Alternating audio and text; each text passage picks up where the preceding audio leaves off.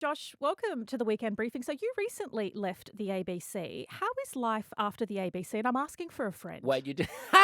You didn't just wait, and you have to wait until I say thank you. If you say welcome to the show, then I have to go. Thank you very much. It's a great pleasure to be here, Antoinette. I'm trying to do the other side of the microphone thing, Yeah, like being the okay. guest now Sure. instead of being the presenter. So And let's and try. co- and coaching And me. coaching, yeah, coaching. Yeah. Okay, so let's try it again. I mean, I'm trying again. We'll just say hello again. You want to do it again? Yeah. Because Yeah. I'm No, no, happy. no. I mean, this is part of the show. I'm happy. Yeah. I just want Oh, you you to want me do to it. ask again? Yeah, yeah. Just again. Welcome to the briefing, Josh. Yeah, I'm very glad to be here, Antoinette. It is a great pleasure to be a guest on this side of the microphone. Hello today.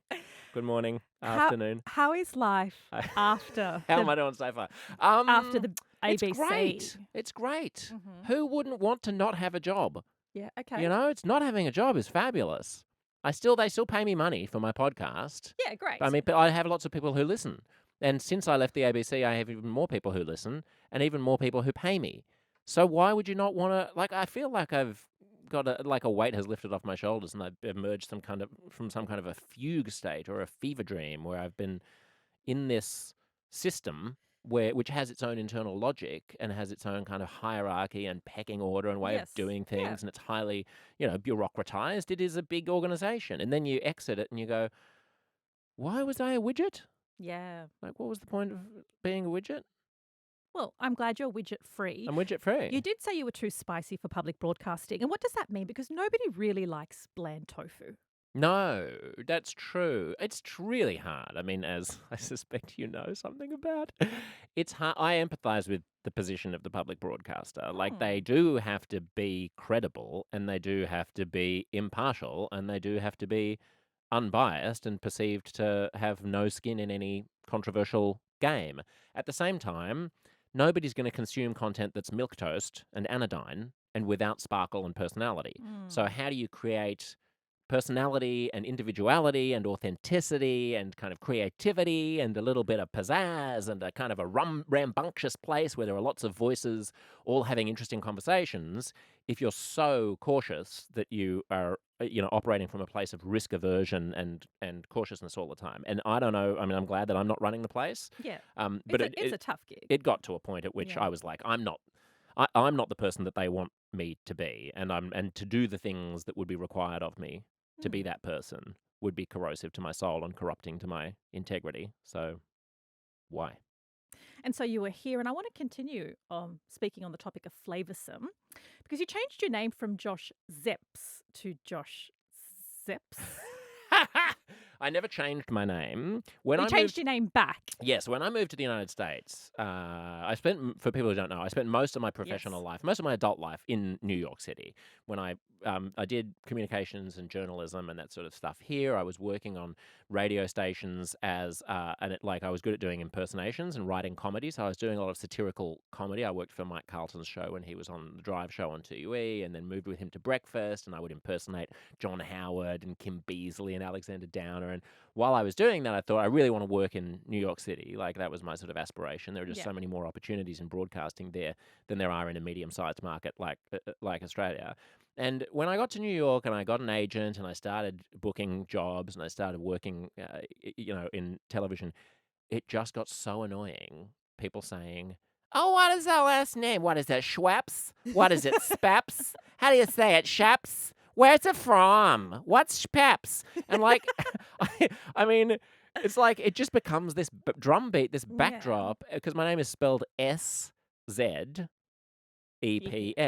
Yes. So people go into the sh, they go into the z, they go into, I mean, and I was like, okay, for the purposes of showbiz in America, I'm just going to spell it phonetically because I don't know how it actually was spelled, because my grandparents were penniless Jewish refugees who were fleeing the Nazis And across Europe. they just make it. They just made up the Well, spelling. yeah, I mean, how many opportunities were there for someone who was writing in a ledger at a port where they were boarding Yeah. a refugee boat to Yeah. to put the Z and the S around the wrong way or something? So I was Yeah. like, we live in an English speaking country now. We can just spell it in an anglicized way. And then I came back to Australia and I was like, no, I don't, I mean, I don't, why not just, I'm not going to formally change my name on paperwork. So now I can just be, I feel like it's more welcoming. I feel like we're more chilled out in Australia and less So you obsessed didn't with have to, you never heritage. actually changed the, Never changed it but legally. It was always just a a showbiz thing. showbiz thing. But Yeah. we're seeing, I mean, there are a few other people who are reverting back to their names with, which shows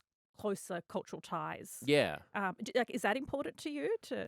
I guess so. Honestly, it was more of a pragmatic thing Okay. than a like I'm rediscovering my roots of like ancient heritage. It was more like Yeah. this is a weird name that has been spat out of the flotsam and jetsam of history and has Yeah. been churned around in a lot of washing machines to mix metaphors over the past 100 years. So why are we adhering to any particular spelling of it? It wasn't like I'm going to go back to the homeland and spell things as the ancients did. And I want to talk about your uncomfortable conversations because I've been on your podcast and I really enjoy listening to your podcast. You often describe yourself as a contrarian or a devil's advocate. Some other people may be familiar with that expression. How would you describe what a contrarian is? Someone who thinks there's value in teasing out why people think the way that they do, in poking holes in things where they can, in trying to steel man other people's arguments, which is sort of the opposite of straw manning them, in other words. Like, Mm, take the strongest version of a point that you disagree with and still try to attack it or dissect it. Analyze, sort of be ruthlessly honest about analyzing your own preconceptions and mm, biases and trying to poke holes in them. I think contrarianism is basically a bit of an attempt to arrive at things from a blank slate or from the way that an alien might perceive them if they were just parachuted down to Earth, in order to free yourself of the shackles of cultural baggage, of bias, of prejudice, of whatever other things might be clouding your reason, so that you can sort of play mm. in the sandpit of reaching a higher truth. And it's really interesting. You talk about acknowledging your bias and challenging your beliefs. I kind of hate the discussion around journalism. It's like we're just completely biased and objective. Like we strive to be, and there are editorial checks and balances, and that's why you might have an editor or somebody else look over your work. But do you believe it's a bit of a farce to think that we can do journalism I objectively? mean, I'm torn. I don't subscribe to what I think is a popular Gen Z or maybe younger millennial attitude that there is no such thing as objective truth, and there's no point in, and that we sort of have to be morally or culturally relativistic Mm, about things. And because no one is objective, that means that the quest for objectivity is just a veiled way for existing power structures to enact mm, themselves. Like there can be this narrative that, white patriarchal straight males with power and money have invented an artifice called science and reason and objectivity as a way of suppressing traditionally marginalized communities. And, there may be some truth in that. It but doesn't just mean give that you up on throw it. the baby out with the bathwater. It Yeah. doesn't mean that there isn't utility in striving towards the greatest amount of objectivity as you can muster, or that there isn't a real truth out there about what's Mm. going on, or even a real morality out there about the way that we ought to treat each other, or even a real sort of preferable society to another. Like I'm quite I'm quite a Western chauvinist when it comes to being unruffled about saying that a lot of younger people will find it unseemly to say that the way that some conservative Muslim community, for example, might structure its affairs is inferior to Western liberal democratic cultures. I don't have such compunctions. I think the way the Taliban runs their society, keeping women inside cloth bags and preventing girls from educating themselves, is like objectively worse by on a number of metrics to um, aspiring towards an egalitarian society with Mm. equal opportunity for everybody. I'm not backwards about saying that, and I'm not backwards about saying that there are objective things that we should be striving towards reporting in the world. But as I've said before, you don't want it to become anodyne, and you don't want it to become a fig leaf for your own bias, inside a power system that sort of favors you and your kind. So it's a delicate balance. I mean, it's interesting. Up until really the past year or so, I haven't called myself a journalist. I've been leery about taking on that moniker Mm. for the reason that you're pointing to, which is I really think it's a bit like saying that you're an actor. Like my dad was an actor. Well, he's still alive, but he's not in a position to be acting. Um, I think in order to call yourself an actor, you have to be able to play King Lear 8 shows a week and be, like, screaming and railing at the heavens and crying in every show. That's an actor to me. I feel like it's What's the pretense. journalism And the equivalent then? journalism equivalent of that is, like, being an investigative reporter. Or Like, working in a having your contacts, working in a newsroom. working in the Yeah, newsroom. exactly. And I think you Doing and the I think hard yards. I've you never done that. I mean, yeah, I'm a talker, I'm a thinker, yeah, an armchair yeah, philosopher, I'm a conversationalist. What I'm mm, good at is breaking down big ideas in ways that people will understand mm. and teasing out of people interesting things about themselves and insights about the world. Yeah. I'm with you on always I think we should strive for objectivity and strive for the truth, and in many situations we can get close to a universal truth. What I try and do is just acknowledge my biases, and sometimes if I have an interview with someone, I'll say to my producers, I personally think this guy's a fuckwit or I say, can you help me like look at my questions and is it clear that I think this person is a fuckwit or I Mm, think this policy is a flop, a complete flop. Yeah, what do you think about just putting it on the table I or love it. having I that mean, I love it. conversation with yourself Look, and going, look, I think I might not be fair here. Help me out. I mean, I think it depends what we're talking about, right? Yeah. So if you're talking about, for example, political reporting or crime reporting or corruption investigations or something, you're talking about hard news. You're talking Yes. about the 7:30 report on the ABC. You're talking about Yes. current affairs news shows. That will have a different standard. I think there Absolutely. should be the illusion and the pretense of objectivity there, and I should never know whether the newsreader of the nightly news bulletin it sways one way or another politically. Yes. Then there's this interim space in which people like you and I inhabit, And which that's is a growing space. I think yeah, that's we're the, doing the practice of journalism. mm, We are interested in enhancing the community's capacity to understand itself and to understand what's going on in the world.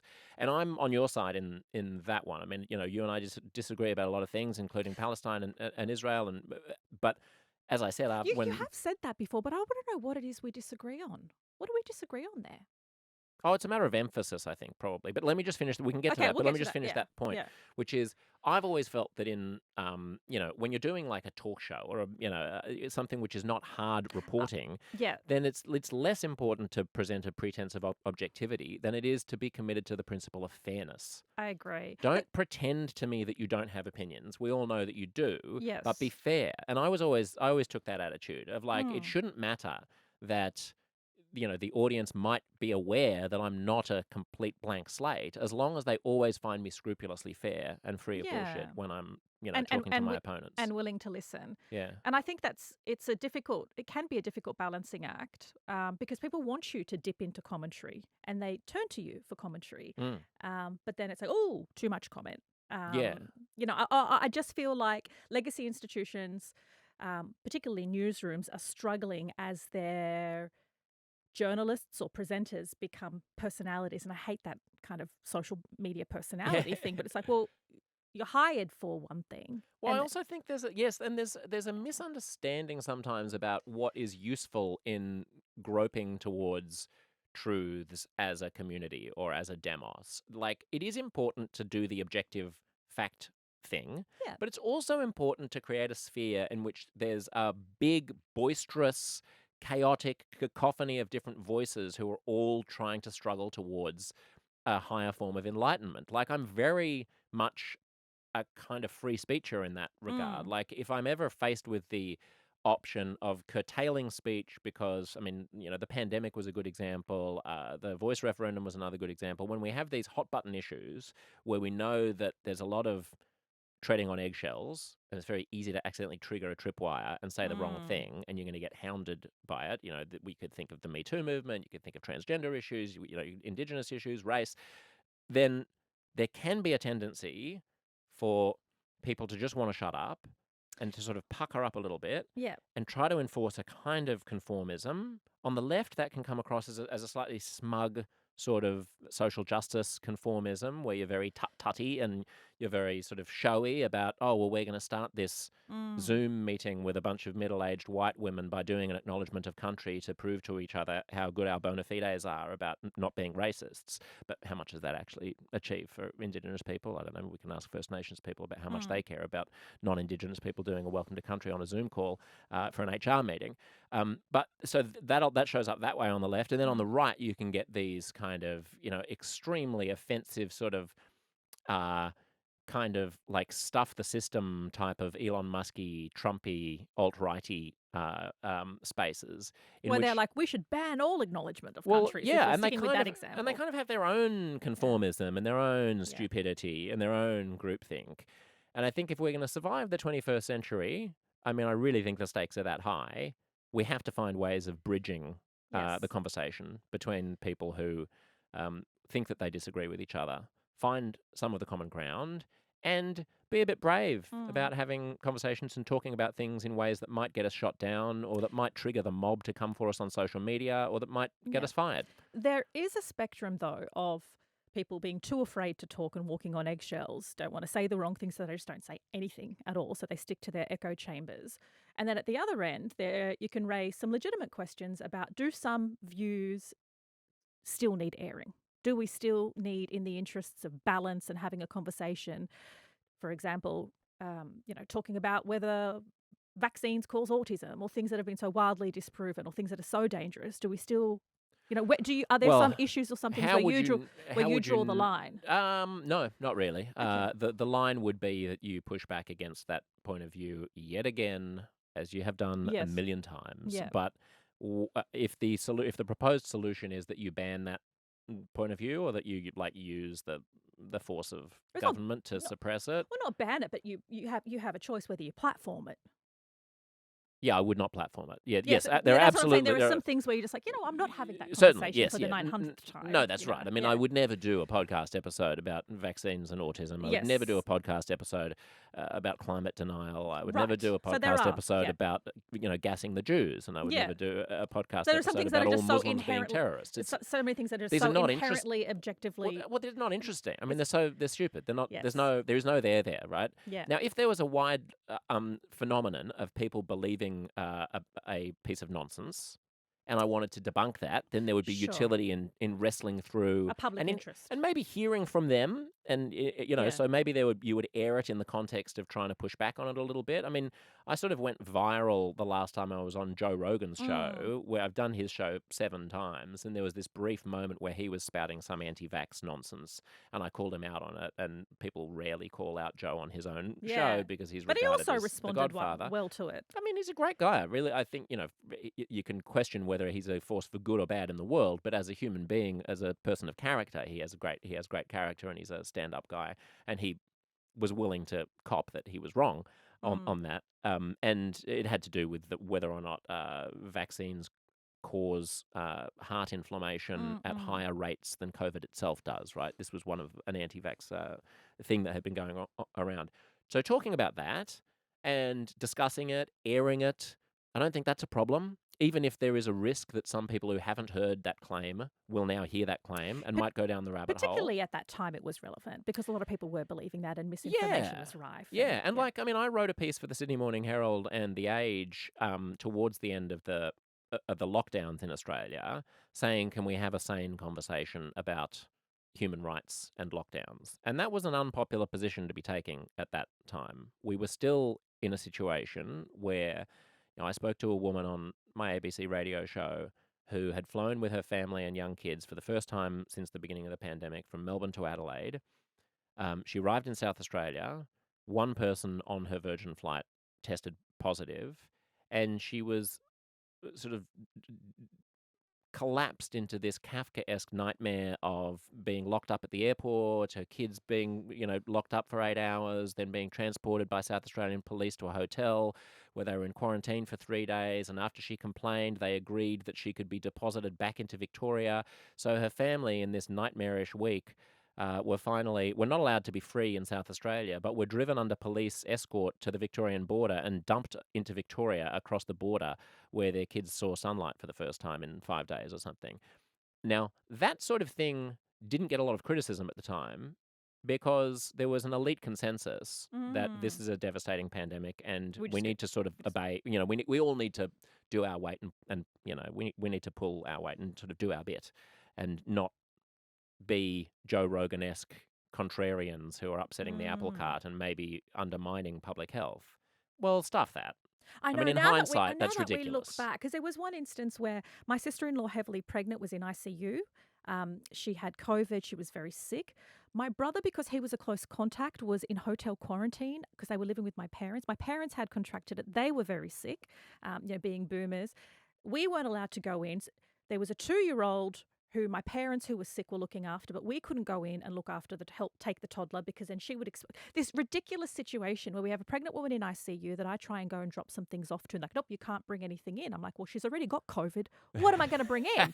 I'm just trying to give her. They The wouldn't take bubonic it. plague, I Antoinette. was like, I'm You might just have trying to brought in bring her some sweets and SARS. some underwear and some trash magazines, and then my brother is in a hotel, not living with my parents, and there's a toddler. And now that I look back, I'm like, how did we think that that was Yeah, I okay? know. And and my point about free speech and about Yeah. are there things that you shouldn't get an airing is basically it's very hard to know when you're inside the soup. Yes. It's like the joke about the fish, the young fish who are swimming along, and a bigger fish, an older fish, swims past and says, "How's the water today, boys?" And as the old fish swims away, one of the younger fish turns to the other one and goes, "What's water?" Yeah. When you're in the water, you don't see the water. Yeah. Like, we're all inside a soup of Yeah. cultural norms. And I guess coming back to what is contrarianism, it is an attempt to bust out of those norms and to ask from first principles, why are we doing what we're doing? Yeah. Is it still serving us? Is there a better way to think about things? Um, and so whether that's and so I would always err on the side of air the largest possible number of opinions and hash it out in the public square, because that's the only way that you Mm. find out in the long run whether or what is true and what is not. I want to go back to Gaza and Palestine and Israel. So you have, and I think you've said it publicly before, not in an antagonistic way, but just that pointing out that you and I, we know each other, we often respect the way we contest ideas, but that we don't agree on this issue. What do you think we don't agree on? It may be just be a matter of emphasis. Yeah. I have an entire hour and 45-minute solo monologue from early December, if people are interested in my thoughts about Yes. what's going on in Israel and Gaza at the moment, which is called And Reflections does on it a. still hold now? Because obviously a couple. Well, I haven't listened back to it, Yeah. but I'm sure it does, Yeah. because Okay. it's basically about anti-Semitism and holding ourselves together as a society, as a Mm-hmm. demos in Australia. It's called Reflections on a Collapsing Conversation, Mm-hmm. and I was sort of motivated to talk about it in light of the fact that there were a lot of well-meaning, mostly mummy bloggers and influencers on Instagram talking about. I know those mummy bloggers have Mm, taken issue with being referred to a mum as mummy bloggers simply because they have mums. Is that a way to reduce or ridicule their uh, status or intellectual status or no, it's opinions? not. It's because most of their content is about being mothers. These Right. particular people. Okay. There are a few who aren't. Like Yes. Clementine Ford is not doesn't Yes. is that's not her persona, so I wouldn't necessarily I would probably carve her out. But there are people who make a living being like mums and getting Yes. sponsors and Right. brands to pay them for the fact that they're mums. One of them was drawing links between how Frank Lowy, one of Australia's richest men, pays money to the federal government, and now the federal government is giving money and doing Israel's bidding. So she's not suggesting that Jews control Australian foreign policy, but she's just pointing out that Jews give a lot of money to government, and then the government does what Jews want. So make of that what you will. That's a libel that goes back thousands of years. Hmm. The Jews are puppet masters. There's been a lot of other talk about. I guess it's a lack of context for me. It's But that's but them. What about me? You said that we have disagreed because I um, don't think we do. I guess I felt there was that the instant. And I mean, I didn't follow your work closely, but the instant October 7th happened, Mm. there was a sudden outpouring of sympathy for Palestinians. There were no rallies about Israel, really. I mean, the powers that be tried to make that happen, like they put up an Israeli flag on the Opera House or something, but the bulk of protests were about the tragedy of Palestine. I think you and I both agree that I think um, we both That the absolutely condemn. occupation is wrong, Yeah, I we think. condemn the attacks and the loss of Yes. 1,200 lives and the ongoing hostages. I think 150 remain in Gaza. Yeah. We're on the same page as I mean, I that. guess spending a lot of time, like, trying to pass whether or not protesters said "gas the Jews" is, to me, a complete distraction. Like, why bother wasting time on that? We know that some people wanna gas the Jews. We know that But I think it's we know that for, Hamas and other extremists wanna kill yeah, Jews. but I mean, they may well, but it's unfair, particularly since there were Jewish peace protesters there, and it was an overwhelmingly peaceful protest to have a body. And I know they don't represent. The AJA don't represent the Jewish population, to inflame fear, to also start off that video with hundreds of Muslims. They weren't hundreds of Muslims, they were of all stripes. To loop what RMIT University found was to loop and duplicate audio. So not only to miscaption, to loop and duplicate to suggest that all of the people there said this heinous thing, which they didn't say. Well, I But mean, there were a lot of besmirches. people there who say that it was said. There are a lot of people lying if it wasn't said at all. Well, that's a police investigation, all the audio I have seen, and But independent I'm fact curious about checkers. why this is the most interesting thing. Like, so there's a global conflagration. We've got an irreconcilable conflict between two peoples, both of whom have legitimate claims to this land. Hmm. Since October 7th, there are a lot of Jewish school kids who aren't wearing their uniforms to school. They're afraid Yeah. of attacks. There is a sense that the community is besieged. So So to spend a lot of time going, well, yeah, but technically this person didn't actually say this thing that you're claiming that well, they because say seems like a there's a criminal, misallocation of concern. because at the same time as scaring spreading information, if disinformation at worst, which works as can be seen as to work as propaganda, which gets reported across the world, both increases anti-Semitism and fear and increases Islamophobia and fear. There is also a legal difference. If somebody did say that and po-chanting it, there are laws in which they should be prosecuted, because that sort of hate speech that incites violence is abhorrent and shouldn't be allowed. And then off the back of that, the Premier fast-track changes to laws. So there were like several elements of public interest in Australia as divisions were growing here to get to the bottom of, hey, we don't need to add more fear and hate. And who did this to these videos, which has scared the bejesus out of an already besieged community and tainted another one as violently savage and wanting to gas people, which is awful. Right, but a lot of people believe that. I mean, But a lot of people do but think that the just Jews should. I mean, just who's they may they? not Who's think that? that. Who's Well, that? yesterday. I was literally out in the western suburbs of Sydney, and I was picking something up that I was buying, and there was a time where I had to spend like 12 minutes making awkward chit chat with the bloke who was out there. Who's just he looked like an Arab Australian bloke. He could have been South European. And he's just talking about Ukraine this and Putin that, and what about bloody Gaza? I mean, the Jews should never have been there in the first place. I mean, just kick them all out. I say, Yeah, do but what you have to do to get them out. I So understand people that being. exists, Yes, of right? course. So But there's a why are lot we of. spending a lot of time going? Well, actually, technically, No, it but you only just said. exists But in you this just said. extent, You not just that said other people want extent. Jews gas. That's different to. You know what? Over there, it's awkward. No, Many I didn't say. I Palestinians. didn't say people want Jews gas. If you took that, then I misspoke. I Yeah. said people Come on. believe that, meaning that people believe that the Jews should not be there and that we should do whatever we need to do to get them out. And I think that's what gas the Jews is code for. Oh, I don't think anyone who says, gas the Jews is literally talking about, like, you know what we should do? We should build a new Auschwitz and we should herd the Jews in. Mm. I think it's a, I think it's a code. I think it's a code for they should never have been there in the first place. They're a colonialist project. They're a relic of empire, Mm. and the place belongs to the Arabs. Always has, Mm. always will be Palestinian land. I think that's And look, and even if that sentiment does exist, and I'm not going to dispute that it may among some, I think it is unfair to suggest that all of hundreds of Muslims chanted "Gas the Jews" when they didn't. I think that is unfair, and I don't think it helps anybody. I no, don't think it sure, helps social cohesion. yeah. I don't think It it just helps. wouldn't be in the wake of like such a catastrophe the thing that I would choose to devote my time investigating. Well, in an Australian context, short of being over there talking about social cohesion and anti-Semitism and Islamophobia, all we can do is investigate policy, investigate government reaction, and investigate what's happening in our communities. Yeah, I mean, my main concern is not to hunt down reasons why the other side is wrong. Put it that way. My main But concern is to try to aren't you bridge. concerned that an organisation is potentially intentionally disseminating information that is harmful to both communities? I mean, I think there's a lot of that going around. Yeah, yeah. I think the It's harmful. put it this way: the contrarian thing that I would do would be to check my own side rather than attacking why the other side is Well, I spreading misinformation. You have more sympathy for the pro-Palestinian position than the pro-Israeli position. fair to say. Yeah. I Um, mean, like, if you're looking for a specific thing that we disagree on, I mean, probably something like the right of return, I assume, like whether, in other words, whether or not Israel has a right to I believe in a two-state continue solution. to exist as Yes, a I believe in a two-state solution. yeah, I don't right, believe in we need to eradicate, and that will, many people disagree with me from pro-Palestinian communities or Arab or Muslim communities, but I believe in a two-state yeah. solution. Um, I want to talk about your upcoming tour. You're taking Uncomfortable Conversations live on the road. You'll be sharing a stage with Douglas Murray. He's a British author and commentator.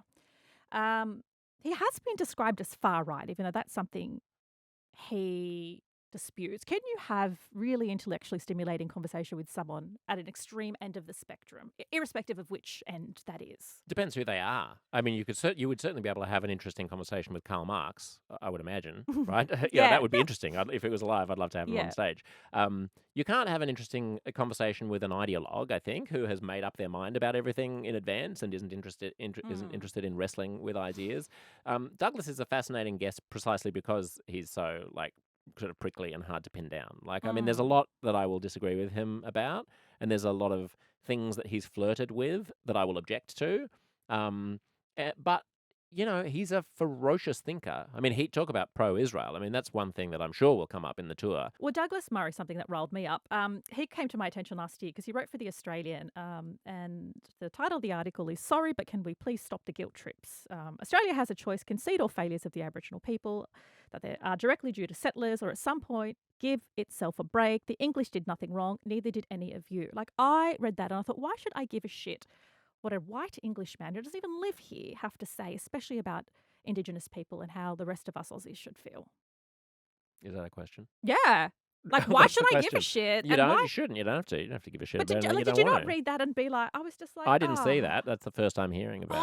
oh, you've got to read that article because I Okay. was like, I love Josh and I love that he's willing to have conversations with all sorts of people. But that is one Let's conversation with just one let's man just say Douglas and I would not be on the same page about First Nations of rights that in Australia. conversation. I'm like, dude, okay, cool. Yeah. Well, it's always a pleasure chatting. It's And such a pleasure. and it's never, I know it's uncomfortable conversation, but I'm never uncomfortable having a conversation with you. But Let me make this point also about uncomfortable conversations for people who don't listen to the podcast and are just discovering it for the first time. The point is not that I make the guest uncomfortable, and the point is not that I necessarily push back in ways that are uncomfortable. The point is, I mean, sometimes that's necessary, but the uncomfortable conversation is that we're having conversations about things and issues that make people uncomfortable, uh, which are difficult to talk about yes. in ways without ruffling people's feathers. Yeah, And and sometimes I'm having a conversation with someone who I agree with entirely, and it's entirely comfortable, but we're talking about something that if you were saying it at a barbie, someone overhearing it might get offended. yeah, and I think probably you and I are more comfortable sitting in some of these uncomfortable Yeah, areas than exactly. That's right. When I say that you and I disagree about X, Y, Z, it may not be true that we do, but the point that I'm trying to make is that I don't think that I think it's very important for us to construct a society and a culture in which the content of our beliefs is sort of irrelevant, but the way we conduct ourselves is mm, relevant. The way we argue is relevant. The mm, way we treat each other is relevant. mm. So, my beef with the mummy bloggers, for example, to call them that, is not so much about what they say. It's about that there's a persistent set of tactics that are used, and these are used also on the other side. I'm not denying that there are community groups who go after other communities that they feel they're opposed to, Mm. but what you might call cancel culture, in other words, instead of responding to the content of a person's beliefs, but trying to destroy them as a human being, trying to get them fired, Oh, trying to well, get them which I have blacklisted, right? experienced. Yes. Trying to get them destroyed, essentially, and trying to remove their life opportunities, even in ways that are completely unrelated from the Yes. thing that you object to Yes. about them. I think we go down that path at tremendous peril. I think we should Mm. be enormously Mm. careful about doing that. Attack my beliefs, attack my positions, criticize me all you want, but keep it within the sphere of ideas. Mm. So I'm happy and proud to include in my circle of colleagues and friends whom I respect people who have wildly different opinions from Yeah. me, and I want that to be the case. And I think that's a credit to you because a lot of people increasingly are only surrounding themselves with people that nod furiously. Yeah, we're getting more tribal. Yeah. We're getting, and social media is not helping. The Mm. the fracturing of our media consumption is not helping. The algorithms aren't helping. The fact that we're being Mm. fed things that are tailored to elicit a rise out of us, that want to attract our attention, want to get us to click, want us to get us to comment, want to get us to share, and Yep. therefore are likely to either reinforce things that we already believe or demonize Mm. people who we don't agree with. Like nuance and subtlety don't get a rise out of you. You Yes. don't share nuance and subtlety Yeah. unless it's uncomfortable conversations, which is going gangbusters, and clearly there's an appetite for it. But you know what I mean. Yeah. Well, you've Yeah. just done your own conclusion. Okay, Such a thank pro. you. You fixed my intro. You did your own conclusion. I can be a guest as well as a presenter. Wow. So I talented. knew I could do it. Thanks, Josh. Thank you, Antoinette. Amazing. That was great. Thanks.